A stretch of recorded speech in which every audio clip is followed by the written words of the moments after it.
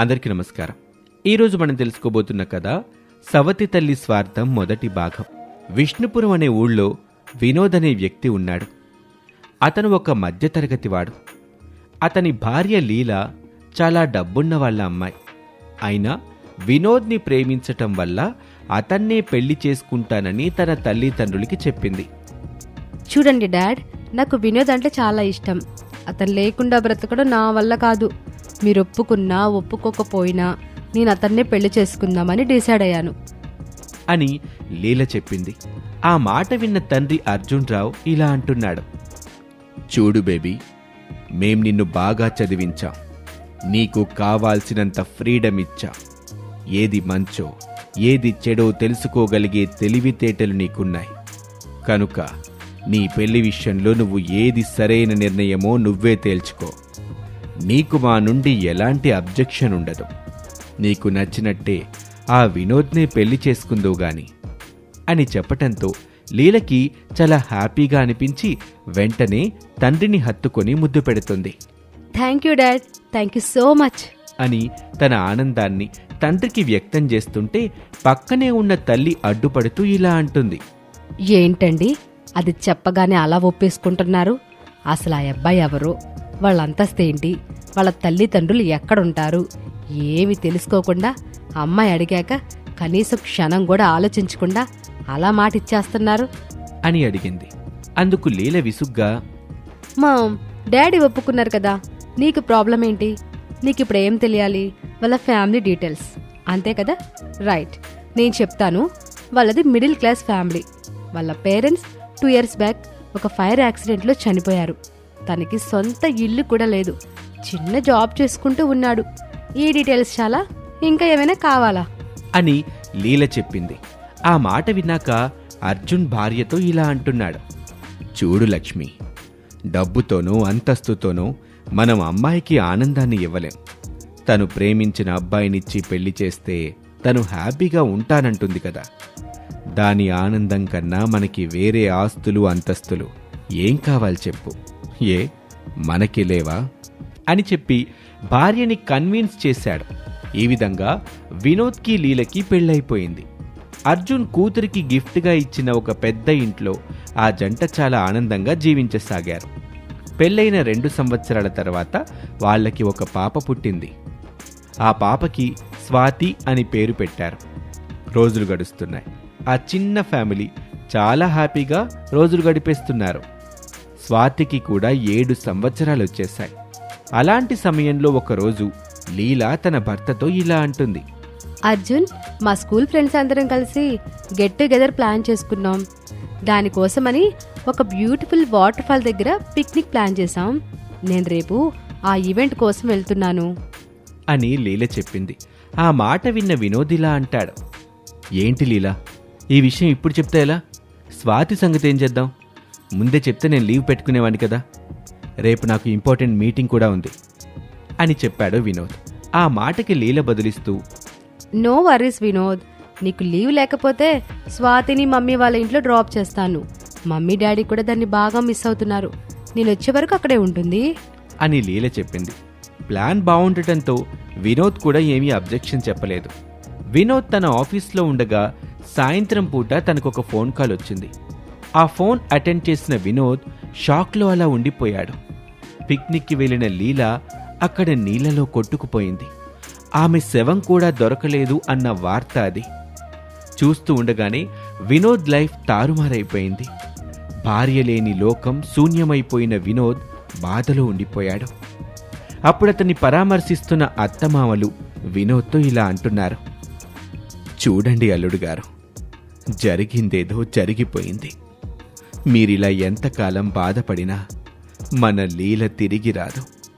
ఇప్పుడు మీరు ఆలోచించాల్సింది మీ గురించి, స్వాతి గురించి అని చెప్పాడు. ఆ మాటకి వినోద్ ఇలా బదులిస్తున్నాడు. ఏమో మావయ్య, నాకేమీ అర్థం కావట్లేదు.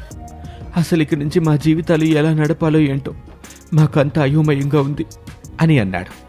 ఆ మాటకి అత్తగారు ఇలా చెప్తుంది. మీరు తప్పుగా అనుకోనంటే ఒక మాట చెబుతాను అల్లుడు గారు అని అంది. అందుకు వినోద్, ఏంటత్తయ్య అది? ఇప్పుడు ఈ స్థితిలో మీకొక తోడు అవసరం. స్వాతి సంగతి మేం చూసుకుంటాం.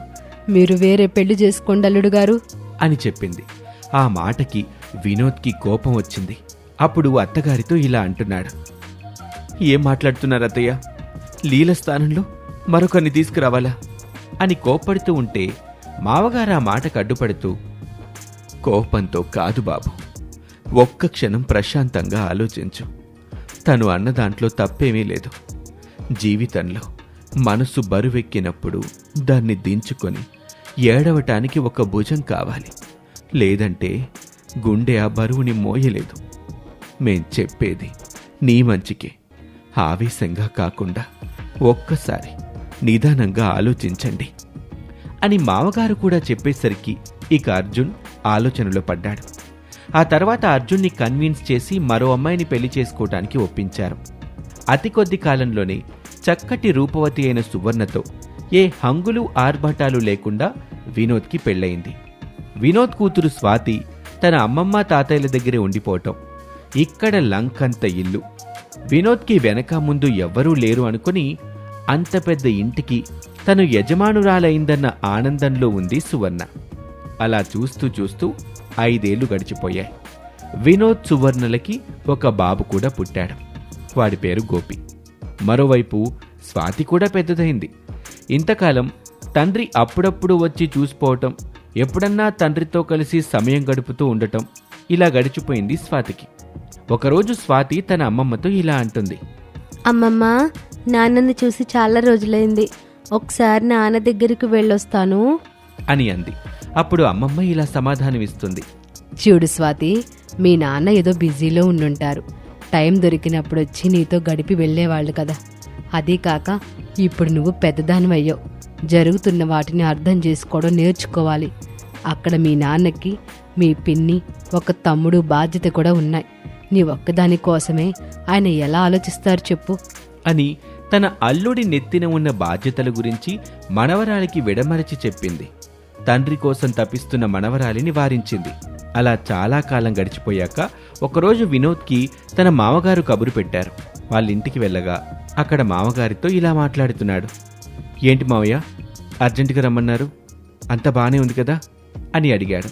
అప్పుడు మామగారు బదిలిస్తూ, అబ్బే, అలా ఏమీ లేదు బాబు, ప్రస్తుతం అంతా బాగుంది. కానీ నాకు కొన్ని హెల్త్ ఇష్యూస్ ఉన్న సంగతి మీకు తెలుసు కదా. ఆ విషయంగా ఒక సర్జరీ కోసం ఫారెన్ వెళ్లాల్సిన అవసరం పడింది. ఆ విషయం గురించి మాట్లాడడానికే మిమ్మల్ని రమ్మన్నాను అని సంకోచంగా చెప్పాడు. అది విన్న వినోద్, చెప్పండి మావయ్య, పర్వాలేదు, ఏంటి విషయం, ఏదన్నా డబ్బు అని అంటూ ఉంటే మామగారు అడ్డుపడుతూ, చచ్చా, అలా ఏమీ లేదు బాబు, డబ్బు విషయంలో ఏ ఇబ్బంది లేదు. మన స్వాతి విషయమే. దాన్ని తీసుకెళ్లటానికి వీసా దొరకలేదు. అందుకే నేను మీ అత్తయ్య మాత్రమే వెళ్లాల్సొస్తుంది. అందుకని ఒక 3 నెలలు స్వాతిని మీ దగ్గరుంచుకుంటే బావుంటుందని మీతో చెప్పటానికే రమ్మన్నాను అని చాలా సంకోచంగా, మొహమాటంతో తన మనసులో ఉన్న మాట అల్లుడికి చెప్పాడు.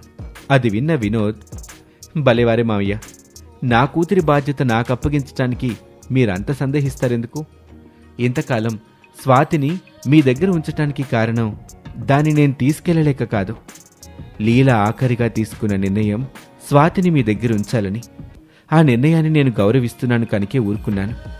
అదీకాక కన్న కూతురు పోయిన బాధలో ఉన్న మీకు ఆ పసిదాని తోడు కాస్త డైవర్షన్గా ఉంటుందని తప్ప వేరే ఉద్దేశం లేదు అని తన మనసులో ఎప్పటినుంచో దాచుకున్న ఆ మాట కూడా మామగారికి చెప్పేశాడు. మరోవైపు తన తాత తన తండ్రికి చెప్పిన మాట విన్న స్వాతి ఆనందానికి పట్టపగ్గాల్లేవు.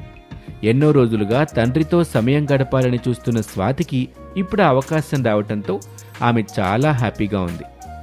తన జీవితంలోకి పిన్ని, తమ్ముడు అని కొత్త బంధాలు వస్తున్న సంతోషంతో ఆమె ముఖం వెలిగిపోయింది. చివరికి ముసలి జంట తమ పని మీద తాము విదేశాలకు వెళ్ళిపోయారు. వినోద్ తన కూతురు స్వాతిని తీసుకుని ఇంటికొచ్చాడు. ఇంట్లోకి తీసుకొచ్చి స్వాతికి సువర్ణని, తన కొడుకు గోపిని చూపిస్తూ ఇలా అంటున్నాడు. స్వాతి, ఈమె మీ పిన్ని సువర్ణ, వీడు నీ తమ్ముడు గోపి. సువర్ణ, ఇది నా కూతురు అంటూ పరిచయాలు చేశాడు. ఆ మాట వినగానే సువర్ణకి ఒళ్ళు మండింది. తన భర్త జీవితంలో లేదు అనుకున్న ఒక పాత్ర మళ్లీ తమ జీవితాల్లోకి రావటం ఆమెకు నచ్చలేదు. ఇన్నాళ్లుగా సమాజంలో వినోద్ భార్య అని ఉన్న తన హోదా స్వాతి ఎంట్రీతో వినోద్ రెండో భార్యగా మారిపోయిందని ఆమె ఉక్రోషం. అందుకే మారు మాట్లాడకుండా లోపలికి వెళ్ళిపోయింది.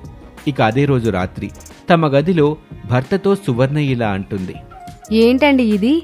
ఇన్నాళ్ళు లేంది ఇప్పుడేంటి కొత్తగా మీ కూతుర్ని తీసుకొచ్చారు? అంటే మీ కూతుర్ని మీరింకా వదిలించుకోలేదా? అని సువర్ణ అనటంతో వినోద్కి చాలా కోపమొచ్చింది. వెంటనే భార్య మీద ఇలా అరుస్తున్నాడు. నోర్మొయ్, ఏం మాట్లాడుతున్నావు అర్థమవుతుందా? నా కన్నబిడ్డని నేను వదిలించుకోవటమేంటి? అంటే ఇంతకాలం నా కూతుర్ని నేను వదిలేశాను అనుకుంటున్నావా? సరే, ఇప్పుడు చెప్తున్నాను, ఇక నా కూతురు ఇక్కడే ఉంటుంది. ఇకపై అది నాకు మాత్రమే కాదు, నీకు కూతురే. ఏదైనా తేడా జరిగిందంటే నేను నా కూతుర్ని వదిలేయటం కాదు, నిన్ను వదిలేస్తాను, గుర్తుపెట్టుకో అని చెప్పటంతో సువర్ణలో భయం మొదలైంది. ఇంత ఖరీదైన ఇల్లు, ఇంతకాలం తన కొడుకు ఒక్కడికే సొంతం అనుకుంటూ చాలా ఆనందంగా ఉంది సువర్ణ. కానీ ఇప్పుడు సడన్ గా మొదటి భార్య కూతురొచ్చేసరికి తన కొడుక్కి అన్యాయం జరిగిపోతుందేమో అన్న స్వార్థం, భయం ఆమెలో స్వాతి పట్ల ఈర్ష్యను పెంచాయి. ఇక తెల్లవారింది. వినోద్ ఆఫీస్కి వెళ్ళిపోయాడు. స్వాతికి బాగా ఆకలేస్తుందని వంటగదిలోకి వెళ్ళింది. అక్కడ సువర్ణ తన కొడుకు కోసం ఒక గ్లాస్లో పాలు కలుపుతుంది. ఆమె దగ్గరకు వెళ్ళి స్వాతి ఇలా అంటుంది. పిన్ని, ఆకలేస్తుంది, నాకు కూడా కొంచెం పాలివ్వవు అని సంకోచిస్తూ అడిగింది. కానీ స్వాతి మాటలు పట్టించుకోకుండా సువర్ణ తన కొడుకు కోసం కలిపిన పాలను వాడికి తీసుకొని వెళ్ళింది. ఇంతలో స్వాతి అక్కడ స్టవ్ మీద ఉన్న పాలని ఒక గ్లాసులో పోసుకొని తన పాలు తనే కలుపుకొని తాగుతూ ఉంది. ఆమె నోటి దగ్గర ఉన్న పాలను సువర్ణ వచ్చి గెంటేసి ఇలా అంటుంది. ఏవే దొంగ మొహందానా, పాలు దొంగతనం చేస్తావా? సిగ్గులేదు? ఆయన ఎవరినడిగి నా వంటగదిలోకి వచ్చావే? నీ సంగతి చెప్తా ఉండు అని ఆ పక్కనే ఉన్న చపాతీ కర్ర తీసుకుని పాపం పసిపిల్ల అని కూడా చూడకుండా స్వాతిని కొట్టటం మొదలుపెట్టింది. అప్పటి వరకు తన జీవితంలో ప్రేమనే తప్ప ద్వేషాన్ని చూసి ఎరుగని స్వాతికి ఆ దెబ్బలు, అలాంటి ఒక ప్రవర్తన కూడా కొత్త కావటంతో తట్టుకోలేకపోతుంది. వద్దు పిన్ని, కొట్టకు. ఇంకెప్పుడు పాలు తాగను, అసలు వంటింట్లోకి రాను. సారీ పిన్ని, కొట్టుకు పిన్ని, కొట్టుకో అంటూ ఏడుస్తూ ప్రాధేయపడుతుంది స్వాతి. సవతి కూతురు మీద పెంచుకున్న ద్వేషం వల్ల సువర్ణ మనసు కరగలేదు. ఆ విధంగా తల్లి చనిపోయిన నాటి నుండి అందరి గారాబంలో అపురూపంగా పెరిగిన స్వాతి తండ్రి ప్రేమ కోసం ఆశపడి వచ్చి సవతి తల్లి కోపాన్ని, జీవితంలో మొదటిసారి దెబ్బల్ని రుచి చూసింది. ఇక మునుముందు తన సవతి కూతురి మీద ద్వేషాన్ని సువర్ణ ఏ విధంగా చూపిస్తుందో, అమ్మమ్మ తాతయ్య వచ్చే వరకు తనకి తెలియకుండానే ఒక నరకంలోకి వచ్చి పడిన స్వాతి సవతి తల్లి బాధలు భరించి ఉంటుందా లేదా అనేది మరొక ఎపిసోడ్లో తెలుసుకుందాం. ఇది ఇవాల్టి కథ. మరొక ఆసక్తికర కథలో మళ్ళీ కలుద్దాం. అంతవరకు సెలవు. నమస్తే.